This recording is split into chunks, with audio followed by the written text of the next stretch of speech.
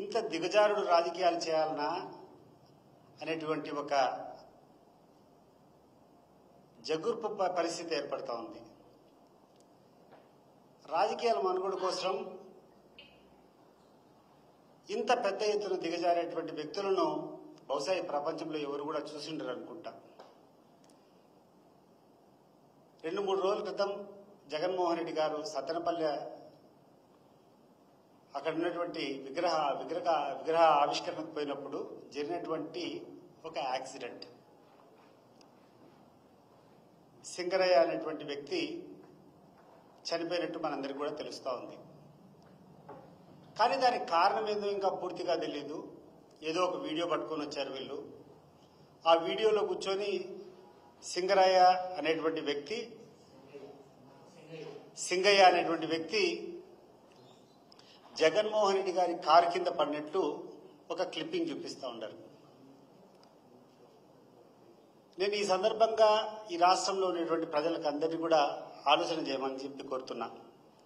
జగన్మోహన్ రెడ్డి గారు ప్రయాణం చేసినటువంటి వాహనం బుల్లెట్ ప్రూఫ్ వెహికల్. దాని యొక్క బరువు 5 టన్నులు ఉంటుంది. పొరపాటున దాని కింద పడి ఎవరైనా పడితే నుగ్గు అయిపోతారు.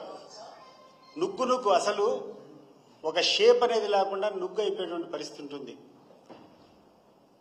మరి అదే క్లిప్పింగ్ చూస్తే ఈ సింగయ్య కింద పడిన తర్వాత ఎవరో పక్కన పెట్టారు. పక్కన పెట్టిన తర్వాత ఆయన ప్రాణంలో ఉన్నటువంటి క్లిప్పింగ్స్ కూడా చూపిస్తున్నారు.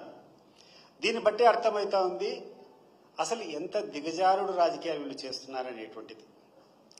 నేను అడుగుతున్నాను చంద్రబాబు నాయుడు గారిని, అయ్యా నువ్వు అనేక హామీలు ఇచ్చావు, నువ్వు హామీలు అమలు చేయలేకపోతున్నావు. నువ్వు నీ కొడుకులు రకరకాల మీరు ఇచ్చినటువంటి హామీలను నమ్మకం కలిపేదానికి రకరకాల పదాలు వాడారు. నువ్వు పవన్ కళ్యాణ్ అయితే బాండ్ రూపంలో ప్రజలకందరికీ ఇది మేము ఇచ్చేటువంటి బాండ్ తీసుకోండి, రాకుండా ఉంటే నన్ను అడగండి అని చెప్పి మీరు అడిగారు.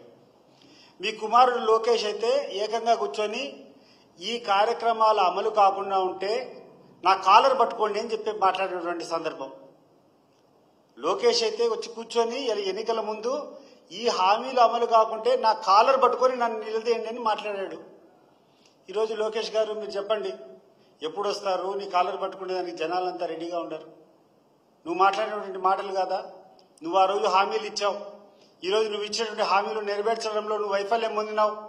నువ్వు వైఫల్యం పొందేటటువంటి నీ వైఫల్యాలను కప్పిపుచ్చేదానికోసము ఈరోజు ప్రతి నిత్యం కూర్చొని ఇప్పటికి కూడా జగన్ నామస్మరణ తప్పితే మీరు చేయగలిగింది ఏంది, మీరు చేసేది ఏముంది ఒకసారి ఆలోచన చేయండి. ఎందుకు ఇంకా ఇంత దిగజారుడు పనికి మీరు ఆలోచన చేస్తున్నారు? నీకు ధైర్యం ఉంటే, నీకు సత్తా ఉంటే, నీకు తెలివితేటలుంటే, ఆ రోజు చెప్పావు సంపదన సృష్టి మాకు చేతన అవుతుందన్నావు, సంపద సృష్టిస్తామన్నావు. అవన్నీ చేయకుండా ఈరోజు ఎక్కడ చూసినా ఏ రాష్ట్రంలో అయినా కూడా అభివృద్ధి జరుగుతూ ఉంటుంది. పన్నులు వచ్చేది కానీ, లేకుండా ఉంటే రాష్ట్ర అభివృద్ధి కానీ, రాష్ట్ర ఆదాయం కానీ ఒక సంవత్సరం కంటే నెక్స్ట్ ఇయర్ పెరుగుతూనే పోతుంది. నెక్స్ట్ ఇయర్ బడ్జెట్ కూడా పెరుగుతూనే పోతుంది. మొట్టమొదటిసారి మీ యొక్క కూటమి ప్రభుత్వం ఒక చేతగానితనం వల్ల డెఫిసిట్ అన్ని రాష్ట్రాలు 11 నుంచి 13% వరకు వృద్ధి చెందితే ఈ రాష్ట్రంలో 3% తిరోభివృద్ధికి ఈరోజు వచ్చింది. 3% minus in the income of GST. ఇటువంటి పరిస్థితిలో మీరుండి మీరు ఇచ్చినటువంటి హామీలు అమలు చేయకుండా ప్రతి నిత్యం మీరు కూర్చొని జగన్ నామస్మరణ చేయడం సమంజసమా అని చెప్పి నేను అడుగుతున్నాను. ఒకరోజు కూర్చుంటావు, నువ్వేదో లడ్లల్లో ఏదో జంతువుల యొక్క కొవ్వు కలిపినా అని చెప్పి కల్తీ చేస్తారని చెప్పి మాట్లాడతావు. ఒకరోజు కూర్చుంటావు, వరదలంతా వచ్చింది జగన్మోహన్ రెడ్డి కారణం వల్ల ఈ విజయవాడకంతా వరదలు వచ్చాయని చెప్తావు. ఒకరోజు కూర్చుంటావు, ఇక్కడటువంటి బియ్యం అన్నీ తరలిపోతున్నాయి కాకినాడ ద్వారా, సిపుల్లో అంతా పోతున్నాయి, అవన్నీ ఆపాలని చెప్పి మాట్లాడుతున్నావు. ఎక్కడికి పోతుంది అసలు మీ యొక్క అడ్మినిస్ట్రేషన్ ఎక్కడికి పోతా ఉంది? మీరు చేయాల్సినటువంటి పని ఏంది, మీరు చేస్తున్నటువంటి పని ఏంది ఒకసారి మీరు ఆలోచన చేయవలసిందిగా నేను కోరుతున్నాను. ముఖ్యంగా ఈ తెలుగుదేశం పార్టీ నాయకులకు చెప్తున్నాం, మీరు ఏ రకంగా అయితే దుష్ప్రచారాలు చేస్తున్నారో మీరేమైనా ప్రజలు ఏమైనా పిచ్చోళ్ళు అనుకుంటాంటారా? మీరు చెప్పిందన్నీ నమ్మేదానికి ప్రజలకు వాళ్ళకు అవగాహన లేదు, లేకుండా ఉంటే వాళ్ళకి ఏమైనా తెలివితేటలేవని మీరు అనుకుంటున్నారా? చాలా పొరపాటు. మీరు ప్రజలు ఎప్పుడెప్పుడు నిలదీయాలనేటువంటి పరిస్థితిలో ఉన్నారు. ఈరోజు జగన్మోహన్ రెడ్డి గారు ఎక్కడికి పోతే అక్కడికి తండోపతండాలుగా జనాలు వస్తున్నారంటే కారణం ఒకటి, ఈ యొక్క తెలుగుదేశం పార్టీ మమ్మల్ని మోసం చేసింది, ఆ నాయకునికి మేము బుద్ధి చెప్పాలా, మా మద్దతు జగన్మోహన్ రెడ్డికి ఉందని చెప్పడం కోసము వేల సంఖ్యలో ఆడ జనం కూర్చొని ఈరోజు జగన్మోహన్ రెడ్డికి సంఘీభావం కలిపేదానికి ఆడికి వస్తున్నారు. ఒక రకమైనటువంటి కసితో మీరు చేసేటువంటి ద్రోహం, మీరు చేసేటువంటి మోసం ఈరోజు కసిగా ప్రజలు మీకు వ్యతిరేకంగా చూపించేదానికోసం జగన్మోహన్ రెడ్డి గారి పర్యటనకు హాజరవుతున్నారు. అది గమనించకుండా అసలు నిన్న జనం వస్తే ఒక ఫ్లెక్సీ, ఆయన ఎవరో ఒక అబ్బాయి రవితేజ అనేటువంటి అబ్బాయి ఒక ఫ్లెక్సీ పెట్టుకుంటే దాని గురించి నానాయాగి చేస్తున్నారు. అసలు ఈ రవితేజ అనేటువంటి వ్యక్తి ఎవరు? ఈ అబ్బాయికి తెలుగుదేశం పార్టీ సభ్యత్వం ఉందా లేదా మీరు ఆలోచన చేయండి. సభ్యత్వంతో సహా మేము చూపించాం పలానా సభ్యత్వం ఉందని చెప్పి. ఒకటి తెలుగుదేశం పార్టీ నాయకులు గుర్తుపెట్టుకోవాల్సింది, ఈ యొక్క ఫ్లెక్సీ ఆ రోజు ప్రదర్శించడం వల్ల మీరు ఆ వ్యక్తిని ఆడికి పంపించి ఒక కన్ఫ్యూషన్ క్రియేట్ చేయడానికన్నా పంపించిండాలా, లేదంటే నిజంగా ఆ అబ్బాయికి మీరు చేసేటువంటి మోసం, మీరు చేసేటువంటి దగా నచ్చక మీ మీద వ్యతిరేకత ఉన్న ఆ ఫ్లెక్సీ పట్టుకొని ఉండాలి. ఆ రెండు తప్పితే వేరే కారణాలు ఏముంటాయి? అతను మీ పార్టీ వ్యక్తి, మీ పార్టీ వ్యక్తి జగన్మోహన్ రెడ్డి ఫ్లెక్సీ పెట్టుకొని రఫా నరకాలని చెప్పేటువంటి ఒక స్లోగన్ పెట్టి ఆడ ప్రదర్శించారంటే రెండే కారణాలు ఉండాల. ఒకటి, మీరు అతన్ని ఒక కోవటిగాడికి పంపించి ఈ రకంగా దుష్ప్రచారం చేసేదానికి వాడుకోవాలన్నా పంపించిండాలా, లేకుండా ఉంటే ఆ వ్యక్తికి నిజంగా మీరు చేసేటువంటి ద్రోహము, మీరు చేసేటువంటి అభివృద్ధి, మీరు ఇచ్చేటువంటి ఎక్స్పెక్టేషన్స్ కు రీచ్ కాకపోవడం వల్ల మీ మీద కసి పెరిగన్నా ఆ రకంగా చేసిండాలా. దానికి మీరు జవాబు చెప్పాల్సింది పోయి ఆ కల్చర్ మాదని చెప్పి మాట్లాడుతున్నారు. ఈసారి ఒకసారి ఆలోచన చేయి. ఈరోజు కారు కింద పడి సింగయ్య జరిగినటువంటి విషయాన్ని ఇంత రాజకీయం చేయాల్సినటువంటి అవసరం ఉందా? ఒకసారి గుర్తుపెట్టుకోండి. చంద్రబాబు నాయుడు గారు, లోకేష్ గారు, మీకు చెప్తున్నా, మీ బామర్ది నందమూరి బాలకృష్ణ గారి ఇంట్లో రాజశేఖర రెడ్డి గారు ముఖ్యమంత్రి ఉండేటప్పుడు ఒక పిస్టల్ తీసుకొని బెల్లంకొండ సురేష్ అనేటువంటి ఒక నిర్మాత మీద ఫైరింగ్ జరిగింది. ఫైరింగ్ జరిగితే ఆ మనిషి, ఆ సురేష్ దాదాపు ఒక నెల 2 నెలలు హాస్పిటల్ ఉండి రికవర్ అయినారు. ఆ రోజు రాజశేఖర రెడ్డి గారు ముఖ్యమంత్రి, ఎన్టీ రామారావు గారి కుమారుడు, ఆయన ఇంట్లో ఏదైనా జరిగితే బాగుండదని చెప్పి ప్రతిపక్ష పార్టీలో ఉన్న ఆ రోజు రాజశేఖర రెడ్డి గారు ప్రవర్తించినటువంటి తీరును ఒకసారి మీరు గుర్తు తెచ్చుకోవాల్సిందిగా నేను కోరుకుంటున్నాను. అది సభ్యత అంటే. అది ఒక ప్రతిపక్షంలో ఉన్నా కూడా ఒక మంచి కుటుంబము, పాప రామారావు వారసులు, ఎన్టీ రామారావు లాంటి వ్యక్తి ఆయన కొడుకు ఇట్లా జరిగితే బాగుండదని చెప్పి ఆ రోజు రాజశేఖర రెడ్డి గారు వ్యవహరించినటువంటి తీరును ఒకసారి గుర్తుపెట్టుకో. మీరు ఏందయ్యా మీరు రోజు చేసేటువంటి పరిస్థితి? ఎక్కడ పడితే ఎక్కడ, ఏ అవకాశం దొరికితే ఆ అవకాశం, ప్రతి నిమిషము మీ చౌకబార్ రాజకీయాల కోసం, మీ చిల్లర రాజకీయాల కోసం జగన్మోహన్ రెడ్డిని బద్నాం చేయాలనేది ధ్యేయంగా పెట్టుకొని చేస్తున్నారు.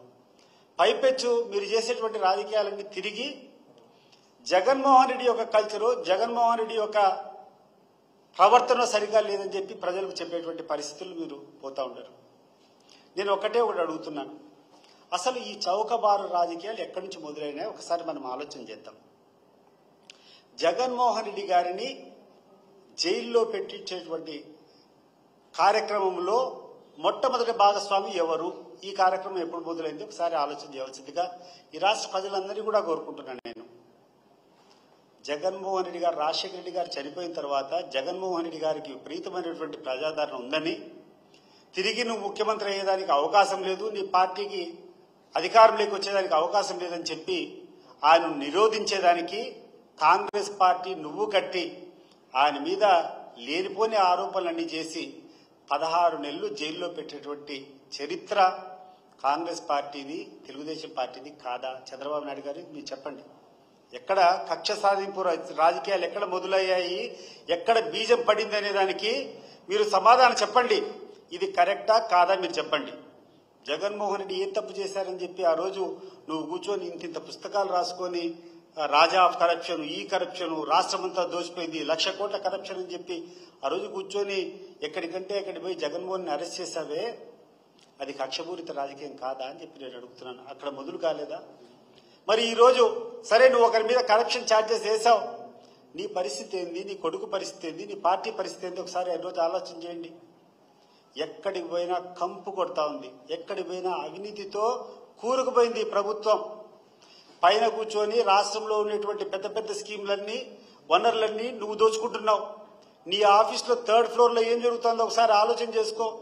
ఒకసారి నీ తెలుగుదేశం పార్టీ కార్యకర్తలను కూర్చొని పిలిచి అడుగు. నీ తెలుగుదేశం పార్టీ కార్యాలయంలో 3వ ఫ్లోర్లో ఏం జరుగుతుందో మీరందరూ కూడా ఆలోచన చేయవలసిందిగా కోరుకుంటున్నాను. ఒక పెద్ద పెద్ద సెటిల్మెంట్ ఉండేవాళ్ళు తప్పితే సామాన్య ప్రజలు అక్కడికి పోయే పరిస్థితి లేదు. పైన కూర్చొని నువ్వు దోచుకుంటాండవు, కింద కూర్చొని నీ యొక్క ఎమ్మెల్యేలో లేకుండా నీ లీడర్లో ఈ నియోజకవర్గ స్థాయిలో జిల్లా స్థాయిలో వాళ్ళు దోచుకుంటాడు. గ్రామ స్థాయికి పోతే కన్నా నీ గ్రామంలో ఉన్నటువంటి కార్యకర్తలు ఏది పడితే అది సామాన్య ప్రజల నుంచి దోచుకుంటాడు. ఒక క్యాస్కేడింగ్ ఎఫెక్ట్. ఈరోజు ఇంత అవినీతి జరుగుతోంది కారణము నువ్వు నిరోధించలేకపోతున్నావంటే దీనికి ప్రధానమైనటువంటి కారణము నువ్వు నీ కుటుంబ సభ్యులు చేసేటువంటి అవినీతి అనేది గుర్తుపెట్టుకోండి. మీరు ఈరోజు ఎమ్మెల్యేలను కంట్రోల్ చేయలేకపోతున్నారు, కింద స్థాయిలో ఉన్నటువంటి మీ కార్యకర్తల యొక్క అవినీతి దౌర్జన్యాలు కంట్రోల్ చేయలేకపోతున్నారంటే దీనికి కారణం మీ యొక్క అవినీతి, అది గుర్తుపెట్టుకోండి. ఇంత అవినీతి మీరు చేతుల్లో పెట్టుకొని ఇంత అవినీతి మీరు చేస్తూ ఈరోజు కూర్చొని జగన్మోహన్ రెడ్డి గురించి అవినీతి పడడం చెప్పేదానికి ఎట్లా నోరు వస్తుంది మీకు? సిగ్గుండాల మాట్లాడేటప్పుడు. వినేవాడు ఉండాడు కదా అని చెప్పి నీ చేతిలో ఒక 4 ఛానల్స్, నీ దగ్గర ఒక 3-4 పేపర్లు ఉన్నాయని చెప్పి నీ దగ్గర ఉన్నటువంటి మంత్రులంతా పదే పదే మాట్లాడితే అబద్ధం ఏమైనా నిజమైపోతుందా? అసలు ఎన్ని రోజులు ఇట్లా చేస్తారు? ఎన్ని రోజులు ప్రజలను మభ్యపెట్టాలని ప్రయత్నం చేస్తారు? నువ్వు మభ్యపెట్టాలని ప్రయత్నం చేస్తే, నువ్వు అబద్ధాలు చెప్పి లేనిపోని నిందలు వేయాలని చెప్పి ప్రయత్నం చేస్తే జరిగేటువంటి ఎఫెక్టే ఈరోజు జగన్మోహన్ రెడ్డి ఎక్కడికి పోతే అక్కడికి లక్షల మంది తరలిస్తున్నారంటే కారణం నువ్వు చెప్పే అబద్ధాలను తిప్పికొట్టేదానికోసం జగన్మోహన్ రెడ్డికి మద్దతుగా ఈరోజు జనం వస్తున్నారు. అది గుర్తుపెట్టుకో. ఈరోజు నిన్న చూసా పేపర్లో చూస్తే ఈ యొక్క గోదావరి నది నుంచి బనకచెర్లకు లింకప్ ప్రాజెక్ట్ చేస్తామని చెప్తున్నాం. ఎస్, డెఫినెట్గా మేమందరం కూడా మద్దతు ఇస్తాం. రాయలసీమ వెనుకబడినటువంటి ప్రాంతము, ఎక్కడి నుంచి ఎక్కడికైనా కూడా వృధా అయ్యేటువంటి నీళ్లు తీసుకొని వచ్చి ఎక్కడైతే కరువు బారినటువంటి ప్రాంతం ఉందో ఆ ప్రాంతం